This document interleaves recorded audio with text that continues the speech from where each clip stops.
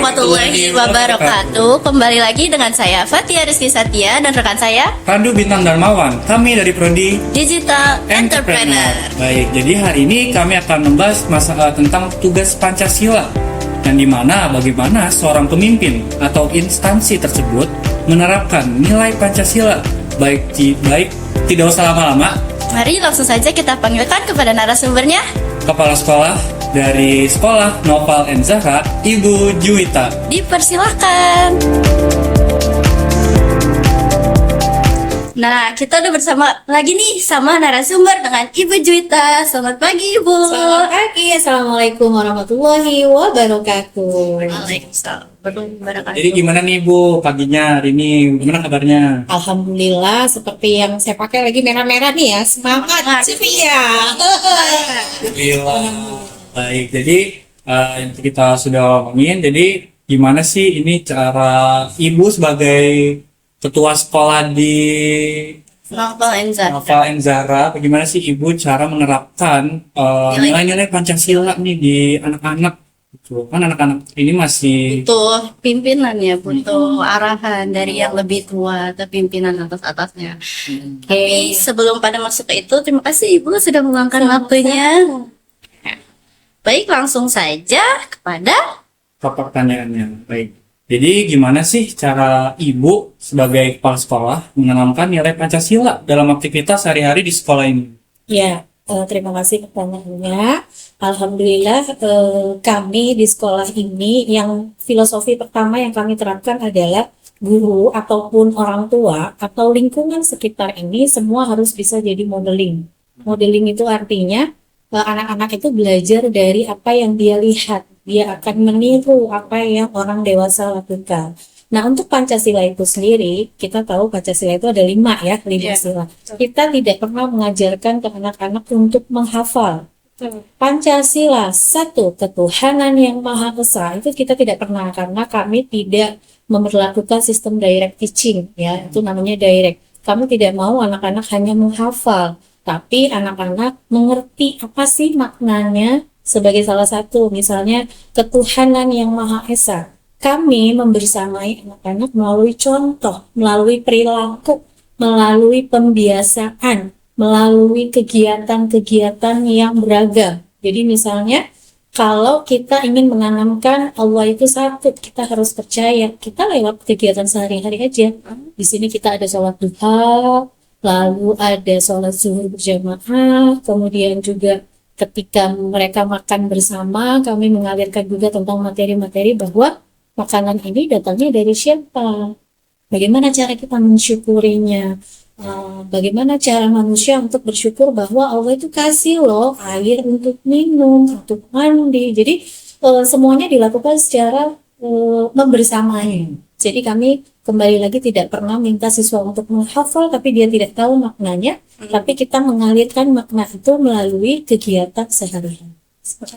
Itu berarti jadi lebih ke penerapannya ya, Bu ya. penerapannya ya. Daripada Menurut saya itu juga lebih efektif sih Bu. Jadi anak-anak tuh langsung tahu gitu loh. contoh halnya seperti apa daripada menghafal, dia cuma fokus sama hafalannya aja. Betul. Kalau aktivitas dia merasa kayak, oh iya nih ada arahan nih. Sebenarnya penerapan Pancasila itu seperti ini loh. Iya. Jadi Bagus. Nah, selain untuk menanamkan nilai-nilai Pancasila di lingkungan nih Bu, mungkin kita masuk yang lebih dalamnya lagi ya. Kalau untuk menerapkan nilai-nilai Pancasila kepada anak-anak, khususnya guru dan staf itu seperti apa Bu? Iya. Kayak lebih seorang pemimpin memimpin bawah-bawahannya seperti itu. Ya. Itu yang tadi ya. Jadi ketika kita ingin mengamalkan 5 sila itu, yang pertama adalah misalnya untuk konsep disiplin ya.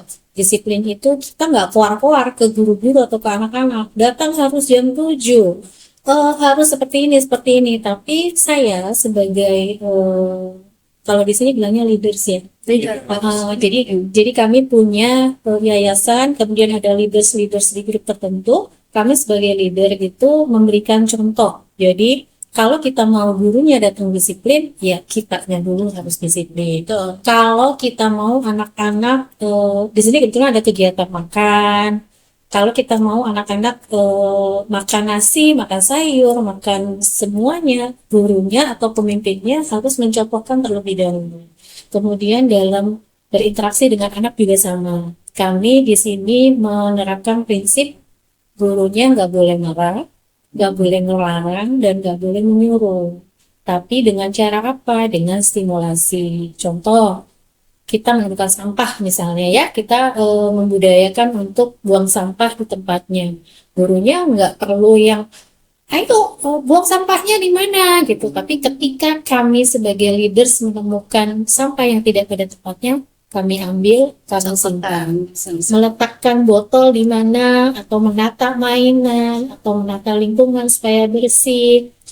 Kami ingin supaya ketika mereka masuk, membuka gerbang masuk ke dalam, mereka dapat insight tentang kerapihan, tentang kebersihan, tentang disiplin, dan itu mau tidak mau leadersnya dulu yang harus memberikan contoh, yang harus memberikan modeling kepada baik karyawan maupun anak-anak didik, karena memang filosofinya, apalagi murid ya, murid itu melihat apa yang guru lakukan. Jadi sistemnya mencontoh Iya. ya, Bu, ya. Mencontoh, menerapkan. Contoh menerapkan. Jadi tetap diberikan teorinya, tetap diberikan materinya, tapi lebih banyak ke prakteknya.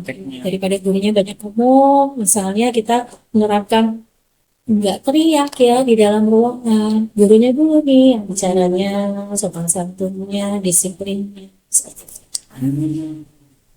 Jadi lebih balik lagi ke awal ya, seperti kita mencontohkan dulu, baru anak-anak menerapkan. Karena gimana pun juga kalau misalnya full mereka cuman dari ini loh harus begini, harus begini, harus begini tanpa ada arahan kan tetap susah ya menerima buat Jadi anak-anak. mereka yang terbebani. Tuh, ditambah lagi dengan koordinasi dengan orang tua ya tentunya. Jadi, jadi kami punya program sekolah ini berkelanjutan dengan program yang ada di rumah. Jadi ketika kita ingin menerapkan program berbuang sampah atau membedakan antara organik dan anorganik, misalnya kita pun bekerja sama dengan orang tua di rumah untuk mereka melakukan itu. Kita ingin anak-anak mandiri di sekolah. Kita pun berkomunikasi dengan orang tua supaya mereka memperlakukan sama sekolah dan di rumah. Jadi nggak cuma penerapan di sekolah Betul. aja, ya, karena berlaku semuanya dari rumah. Dari rumah. Kita keluar juga sama. Gitu. Betul. Baik. Oke. Jadi selain untuk penerapan kesehariannya, pasti kan ada ya Bu namanya kerjasama. Betul. Itu gimana sih cara Ibu untuk masih anak-anak kan kadang susah ya dibilangin kayak ayo sini-sini untuk kerjasama bareng-bareng. Itu gimana cara Ibu menerapkan kepada anak-anak bahwa mengajarkan mereka dari kecil apa sih itu gotong royong? Bagaimana cara penerapannya? Menurut Ibu seperti apa? Oke, nah balik lagi, cara kami mengajarkan semua materi apapun itu, yang pertama adalah melalui bermain. Ya, jadi kita selalu menata alat main itu, misalnya kayak main, kita kan belajarnya melalui sentra ya. Sentra itu ada yang alat mainnya berdua, ada yang bertiga, ada yang berempat. Contohnya seperti main Lego. Grup ya? Ya, kita setting di satu area, lalu kita berikan SOP ke mereka. Di area main Lego, mainnya berempat ya. Terus di area puzzle boleh berlima di area ini. Dan mereka biasanya kalau pola itu sudah dilakukan, mereka tahu. Misalnya ada teman yang masuk, dia bilang, maaf ya, ini Lego untuk 4 orang. Nah, ketika mereka habis main, mereka tuh sudah punya konsep. Waktunya habis, kita mau beres-beres. Mereka sambil nyanyi, masukin Legonya beres-beres, ayo beres-beres. Dan ketika mereka selesai main, mereka bawa itu kontainer bareng. Jadi sampai kami punya slogan juga apa ya namanya. Jadi kalau misalnya mereka ngangkat karpet atau ngangkat apa, mereka bilang gotong royong, gotong royong gitu. Kemudian di sentra pun kami melakukan hal yang sama. Jadi misalnya di sini ada sentra main peran. Di main peran itu mereka buat skenario, lalu mereka pilih peran mau jadi apa, lalu mereka membuat rencana bersama-sama. Mereka main sama-sama. Mereka juga sendiri yang mengatur. Aku perlu meja, kamu tolong ambilkan kursi dong buat aku. Atau mereka angkat satu leaders yang bisa mengayomi ke semua anak-anak itu. Jadi tidak terasa pembelajaran atau setting lingkungan yang buat di sekolah memancing karakternya mereka untuk bekerja sama gitu. Terus kayak di semua di kegiatan seni, di sentra cooking itu semuanya dilakukan bersama-sama. Jadi tergantung dengan tahap perkembangan anak ya. Jadi kalau misalnya ada kegiatan mencuci baju di sentra, mereka tuh akan kamu yang cuci ya, aku yang bilas. Ada Kamu yang jobnya ya. ya, ada jobnya masing-masing. Jadi selain mereka bekerja sama, mereka juga melatih untuk menjadi lead leader. Hari ini kamu yang jadi ini ya, sekarang besok aku gitu. Mereka sendiri yang bisa. Jadi ada rasa tanggung jawabnya Betul. sendiri-sendiri ya Ya. Ibu. Tuh, selain rasa tanggung jawab, pasti mereka punya rasa kayak, oh sebenarnya itu tuh nggak bisa dilakuin sendiri, harus bareng-bareng. Bareng dan itu buat Ibu. Iya. Harapan emang sejak dia itu penting banget ya Bu ya. Betul, memang itu kuncinya. Jadi ada filosofi yang mengatakan ketika mereka berhasil di usia dini, di SD-nya itu tinggal Jalan, ini adalah basicnya. landasan Dan karakter. alhamdulillah hasilnya sudah kita petik ya. Jadi ketika kita kan ada SD di sini, ada infant, ada TK, ada SD. Nah, ketika mereka naik ke SD, gurunya itu udah tinggal tepuk tangan, Tinggal melanjutkan ya. udah Karena memang Sudah sudah siap, tersedia. sudah siap. dan testimoni orang tua juga luar biasa ketika mereka di tempat umum misalnya di jalan raya atau apa anaknya itu sudah mulai muncul sendiri rasa kerjasama itu misalnya main di playground apa Udah muncul ya sejak sudah kecil tuh. alhamdulillah Itu lebih bagusnya seperti itu ya Bu ya. Jadi Ya, diajarkan insya Allah. bergotong royong bagaimana sih dengan cara itu tuh untuk lebih tumbuh kembangnya dia bisa mengerti bahwa gotong royong itu sebenarnya penting loh. Agar biasanya kan kalau misalnya kita tidak gotong royong kan ada rasa keegoisan Betul, sendiri ya. benar Itu lebih bahaya sebenarnya Bu. Nah kan biasanya nih Bu ya, kalau anak kecil ini itu tuh lebih banyak ini ya, banyak konflik atau banyak perdebatan kayak ini mainan aku, Betul. ini nggak bisa punya kamu. Nah itu gimana tuh cara Ibu menerapkan kayak gimana sih kalau misalnya ini tuh mainan kamu ada waktunya sendiri, nah ini punya kamu. Gitu. Nah, untuk itu sama halnya kita latih dari mereka usia bayi. Jadi, untuk konsep berbagi itu memang sudah kami bangun di semua kegiatan. Ya, tapi teman-teman mungkin perlu informasi saja bahwa sebenarnya tahapan sosial itu ada level-levelnya. Oh, Ada level-levelnya. Jadi misalnya kayak di usia 2-3 tahun itu memang lagi muncul ini punya aku, semua punya aku gitu, lagi 2-3 tahun. Dan mereka nggak bisa diberikan area bermain untuk kerjasama kalau usia 2-3 tahun. Tapi kalau di TK mereka sudah bisa karena konsepnya udah dapet. Jadi cara kami untuk menghindari konflik adalah kami menyediakan media sesuai dengan jumlah anak oh, gitu. Jadi misalnya untuk main itu sendiri filosofinya adalah jumlah mainan itu nggak boleh kurang dari jumlah anak. Jadi Iya. menghindari konflik. Jadi misalnya ada kegiatan menggunting, anaknya 10 ya guntingnya 10. adil ya, Iya, satu anak adil. satu. Tapi di sisi lain kami tetap memberikan konsep berbagi. Misal dia bawa bekal makanan dari rumah. Sebelum dia makan, kamu yang ada teman di sampingmu, apakah kamu berbagi? Dan mereka sudah muncul sih sekarang. Bawa makanannya banyak, mau nggak? Gabung, Berbagi. Karena memang kita sudah Menerapkan stimulasi dari awal. Itu jadi tapi kalau misalnya di usia 2-3 tahun dia konflik nggak apa-apa. Itu adalah tahap perkembangan. Bagaimana cara kita sebagai guru menstimulasi agar konflik itu terselesaikan. Anak itu butuh berkonflik. Bukan nggak boleh konflik ya. Anak itu butuh konflik. Butuh. Tapi yang kita bangun adalah bagaimana cara dia menyelesaikan konflik itu. Dengan apa? Bicara. komunikasi. Komunikasi. Misalnya rebutan mainan bilang, siapa yang duluan pakai aku? Berarti kamu harus gimana? Bicara, Bu Juwita. Bilang, bagaimana? Aku mau main juga. Kalau temenmu nggak mau, kamu gimana? Ya tunggu ya 5 menit lagi kalau aku selesai buat kamu. Gitu. Jadi itu kebersamaan sama dengan Penting banget ya. Sangat penting. Dalam nilai-nilai Ya. nilai Pancasila dari dalam diri juga harus Betul. diajarin yang benar-benar, karena masih tumbuh kembang anak gitu kan, untuk lanjut usianya juga perlu banget yang namanya Iya. pimpinannya Bu ya. Itu sebabnya filosofinya kami di sini nggak boleh ada anak yang nggak ada gurunya. Jadi di mana ada anak harus ada guru. Selalu harus dipantau ya. Ketika mereka konflik, paling tidak gurunya tahu ini konfliknya ini sebabnya apa gitu. Kalau dia main berdua atau bertiga tapi nggak ada guru, guru masuk ke mereka, kalau kita nggak tahu penyebabnya nggak bisa kasih solusi. Jadi Ya. jadi penengah juga Jadi ya. Wah, ternyata sangat ini ya, sangat Heboh. dalam ya Ayo, Iya. pembelajarannya. Ini bagus banget Bagus sih banget. buat Sebagai pemimpin itu udah wah banget. Nah, untuk seorang anak TK, anak PAUD itu kan masa-masa tumbuh kembang luar dan biasa. banget. betul banget. Pemimpin yang benar-benar mengerti gitu keadaan, kalau anak itu tuh sebenarnya butuh dipimpin loh. Betul. Gitu. Itu penting banget, dan wah bagus ya Bintang ya. Belajar bareng supaya tahu Jadi kondisi. jadi tahu saya. Jadi kalau sebelumnya kan masih Iya. gimana gitu. Ya. Ya soalnya kan saya dulu sebelumnya emang nggak ikut PAUD gitu-gitu kan, jadi langsung ke SD. Iya. Oh dan ternyata di sini emang penerapannya seperti itu ya. Diajarkan sejak dini gitu. Iya. Jadi terbiasa. Dan lebih ke memakai sistem yang dimana lebih banyak dipraktekkan ya. Betul. Menurut saya itu lebih efektif sih. Betul. Oke Ibu, jadi lanjut ke yang terakhir.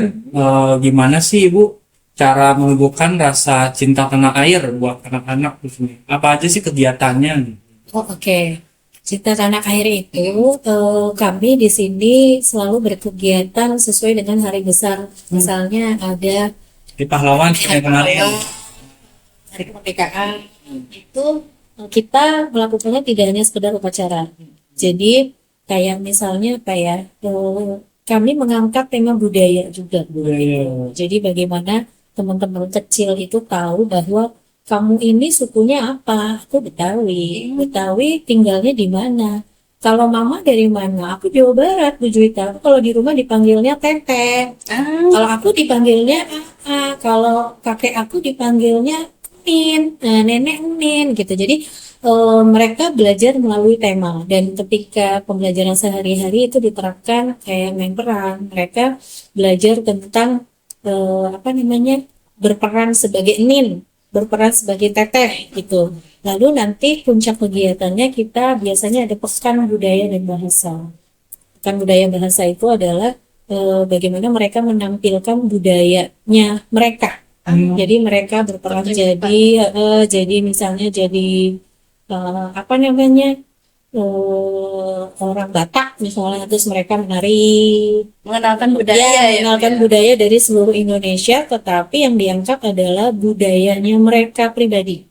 Jadi asal usulnya mereka, karena apalagi TK itu belajarnya dari yang paling dekat adalah dari usia yang paling dekat dengan dirinya. Kami tidak punya orang Irian, jadi kami nggak belajar Irian. lingkup sekitar ya. Lingkup suku asalnya. Paling tidak dia tahu, aku kalau Lebaran mudiknya ke Jombang misalnya. Kalau aku pulangnya ke Medan gitu. Terus kita juga punya peta, jadi anak-anak belajar membaca peta posisi kampungnya di mana, Jakarta itu ada di mana. Lalu kita juga outing trip ke Sentu Babakan sebagai budayanya Betawi. Kemudian kita juga ke Taman Mini melihat rumah-rumah budaya dari daerah lain, dan dengan sendirinya cinta tanah air itu tumbuh bahwa oh, daerahku tuh punya kelebihan loh, makanan khas loh, tarian khas, dan mereka dengan senang hati menari apalagi pisang, menari tarian dari daerah-daerah. Dan itu berarti secara tidak langsung menerapkan kebersamaan Betul. dan toleransi ya. Nah, tuh. Dan karena kan Jatuh ini kan sekolah umum, Iya, yang dimana perbedaan tuh udah pasti ada. iya. Iya. Dan kadang-kadang memang kan biasanya ada juga yang basicnya, misalnya orang kita punya murid dari Flores yang kulitnya memang lebih gelap. Di sini alhamdulillah sih nggak ada yang hingga ngebully misalnya dari sini, karena memang dari awal kita ya memang berbeda, kita berbeda gitu. Toleransi. Berbeda. sepenting itu ya untuk memahami. Nah, mungkin kalau untuk dari penerapannya itu udah cukup bagus sih menurut saya. Kayak, wah gitu Saya ya. juga baru tahu loh. Karena yang saya sering lihat jarang loh yang kayak gini. Karena biasanya penerapan Pancasila tuh cuma sekedar, ya udah kalimat aja gitu. Kalimat dan biasanya belajar. Paling ya Iya, ini gitu. kalian kerjakan ya. Tapi penerapannya tuh nggak ada. Jadi buat anak-anak tuh banyaknya kayak, oh ya udah cuman ngapalin, Istilahnya cuma udah aja gitu. Ya kadang banyak yang munculnya intoleransi sejak dini mungkin seperti itu ya. Betul.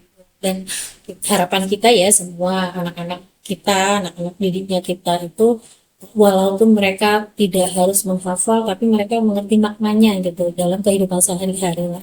Yang paling penting gitu. Jadi misalnya ada orang datang pun, orang asing misalnya dari daerah yang nggak dikenal atau ciri-cirinya yang nggak sesuai, mereka tetap menghargai. Muncul rasa empati dan menghargai. Cukup menarik ya Bintang ya ini kita. Wah, Kayaknya harus dilanjutin deh magang deh. Saya magang ini. Jadi guru tuh sehari bersama anak-anak. penting itu. juga sih ngomongin.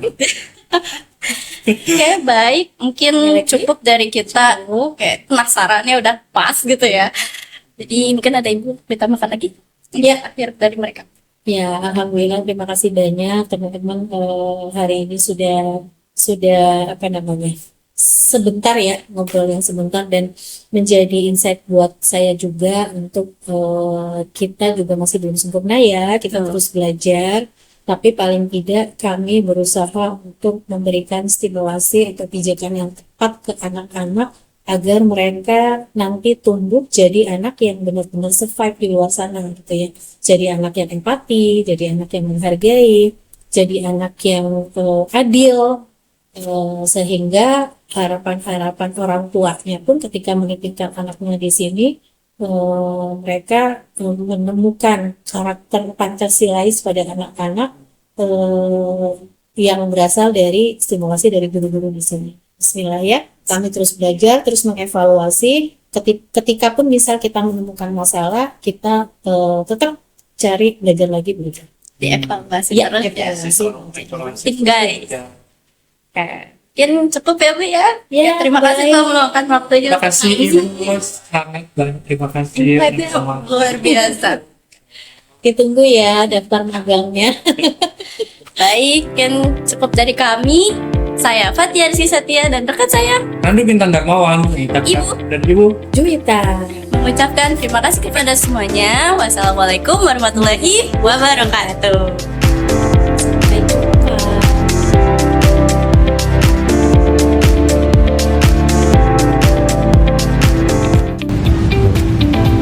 Assalamualaikum warahmatullahi wabarakatuh.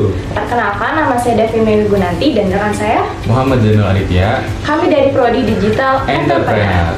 Jadi pada kesempatan kali ini kami akan melakukan sesi wawancara tentang bagaimana sih seorang pemimpin menerapkan nilai-nilai Pancasila di lingkungan masyarakat.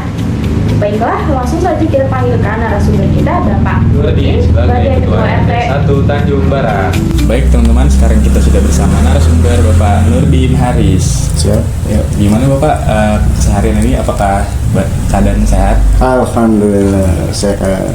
Bapak biasanya dipanggil di warga sini tuh gimana? Bapak Nurdin apa Pak RT. Pak RT? Nggak disebut nama. Pak RT mana ya? Keren. Oke baik Pak. Jadi kita di sini mau mempertanyakan tentang nilai-nilai Pancasila yang ada di RT sini tuh udah diterapinnya gimana aja Pak. Baik, langsung aja kita ke pertanyaan yang pertama. Itu bagaimana Bapak sebagai Ketua RT memfasilitasi kegiatan ibadah yang ada di lingkungan ini Pak? Kan di lingkungan ini mungkin ada agama yang berbeda-beda gitu Pak. Dari Bapak sendiri itu gimana? Oke, siap. Ya, alhamdulillah. Terima kasih atas pertanyaannya dan silaturahminya. Sesuai dengan pertanyaan tadi, bagaimana RT memfasilitasi kegiatan ibadah yang ada di wilayah.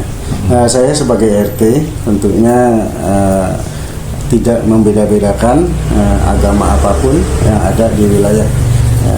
Tentunya dalam hal ibadah ini dari pengurus RT tidak memfasilitasi satu kegiatan agama apapun, tapi memberikan kebebasan untuk beribadah sesuai agamanya masing-masing.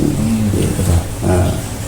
Ya, selanjutnya. Lanjut, pertanyaan kedua, bagaimana Bapak sebagai Ketua RT memastikan bahwa setiap warga tuh diperlakukan adil, tidak adanya diskriminasi itu kayak gimana Pak? Apakah ada contoh kasusnya di daerah sini atau gimana?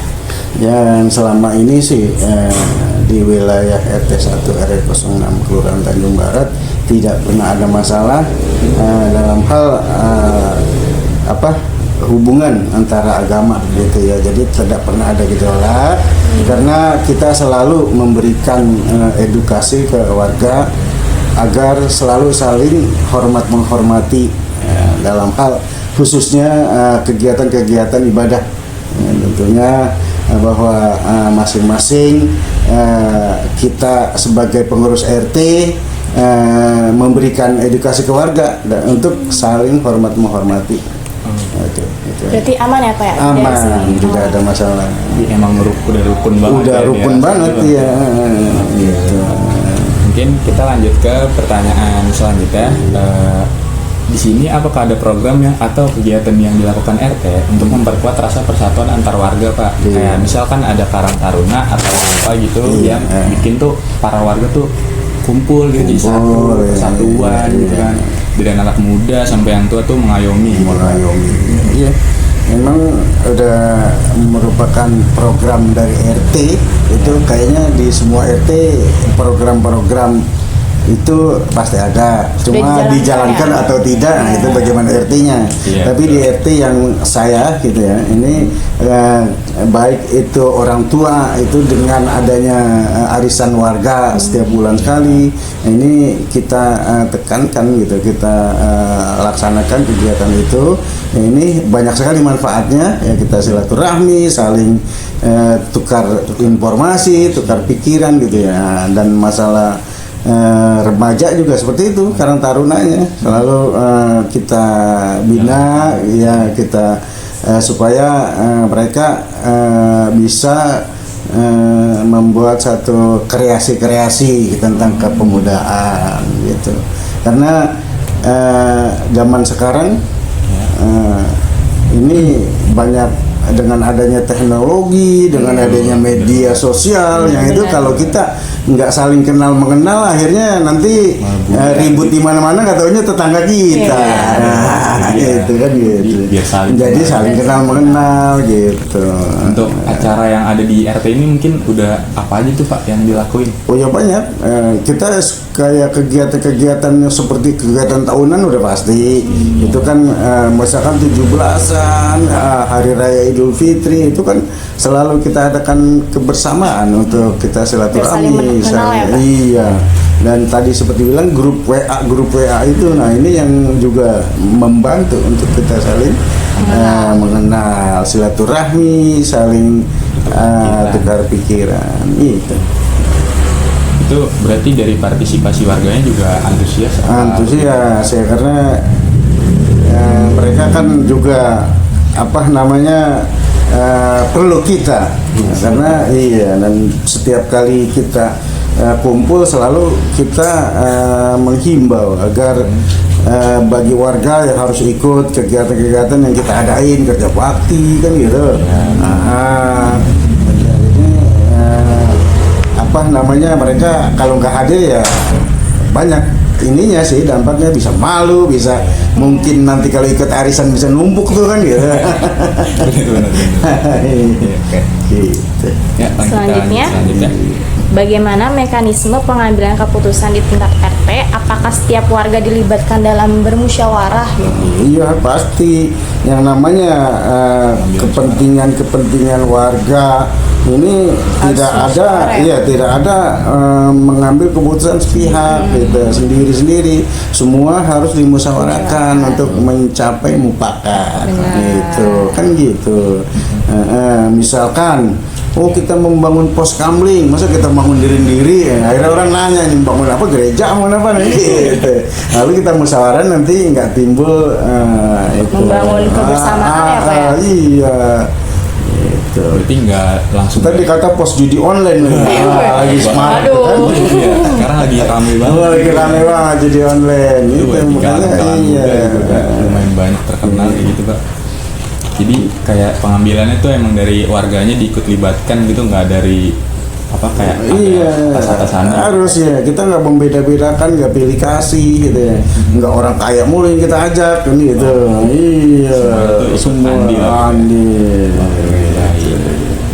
Jadi kita lanjut ke pertanyaan kelima, Iya. kayak keadilan sosial di seluruh rakyat Indonesia. Iya. Menurut Bapak nih dari bunyi sila kelima ini, apakah Bapak sudah terapkan atau representasikan di masyarakat kayak ada program apa saja sih buat keadilan di masyarakat di RT ini gitu Pak? Iya. Ya, memang kita harus apa namanya sekarang kan memang kayaknya yang namanya Pancasila itu udah hampir berkurang ya gaungnya gitu ya. Dulu ada pendidikan moral Pancasila, ada BP7 kan sekarang udah nggak ada gitu ya. Nah, makanya sekarang ada istilah dekadensi moral ya, kurangnya moral gitu, kurangnya rasa hormat menghormati, baik itu yang muda ke yang tua dan yang muda. Attitude-nya ya, kurang gitu, itu kurang beradab ini saya. Iya, kurang menghormati gitu. Makanya perlunya itu ya kembali lagi jangan menyalahkan ini gitu. Memang aturan-aturan seperti gitu, makanya kita sebagai pemuda ya harus bisa yang pertama sih untuk diri kita, dan yang kedua untuk keluarga, masyarakat, dan keluarga, masyarakat, dan di wilayah masing-masing, supaya itu yang seperti itu bisa bagaimana nih anak-anak muda nih kok udah begini banget kayaknya gitu lah, berontak lah gitu, jangan diem aja gitu, jangan diem aja. Makanya saya sih menekankan kan anak remaja sering tuh ya, anak karang taruna jangan cuman bisanya kumpul-kumpul doang nyari duit ke warga kan gitu ya. Iya, siapa juga bisa kalau ada duit. Ya, bikin itu lomba-lomba ya dari zaman dulu begitu terus. Maksud saya tuh jadi anak muda itu harus punya kreasi gimana supaya membangun SDM supaya meningkatkan kita nih bisa mandiri gimana gitu kan. Nah, makanya diadakan semacam satu diskusi gitu. Misalkan diskusi juga harus satu arah, jangan kemana-mana gitu. Apa yang mau kita bicarain, nah itu aja gitu, supaya hasilnya terada. Kita mau ngomongin apa nih gitu. Itu. Dan masalah keadilan tadi ini penting banget ya, supaya kita nggak membeda-bedakan itu tadi suku, agama, ras itu jangan sampai kita beda-bedakan. Misalnya nih ada bagian-bagian dari pemerintah, ini dia dulu semua jangan kan gitu. Harus adil ya Pak ya. Harus adil ya. Mungkin biar nggak ada yang iri gitu ya antara warga gitu. Jadi programnya emang seperti mengayomi warga, terus biar nggak biar nggak ada yang iri-iri gitu. Ada yang iri-iri, yang merasa itu. Makanya setiap saat tuh harus ada semacam kumpul-kumpul warga, kasih kebebasan untuk keluh kesah apa sih yang dirasakan oleh warga gitu. Silakan. Saya jadi RT udah dari tahun 2002. Lama banget dong. Dipercaya banget. Iya, makanya itu. Saya nggak pernah ada masalah, alhamdulillah. Gitu. Aman-aman aja ya Pak. Aman aja. Jadi itu untuk kumpul buat musyawarah mufakat itu setiap berapa kali? Itu kan 1 bulan sekali kita adakan itu. Itu untuk perwakilan apa ada beberapa? Enggak, kalau seperti arisan itu biasa sebulan sekali muter tuh. Oh, muter. Iya, masing-masing rumah bisa silaturahmi kan. Iya sih. Iya, gitu. Oke. Mungkin sekian aja Pak pertanyaan dari kami buat tentang Pancasila di warga-warga era sini. Iya, siap. Sangat bermanfaat banget ya dia. Kita tahu gitu gimana di hubungan masyarakat. Betul sekali. Baik Pak, terima kasih atas waktunya. Kami tutup ya Pak ya. Assalamualaikum warahmatullahi wabarakatuh.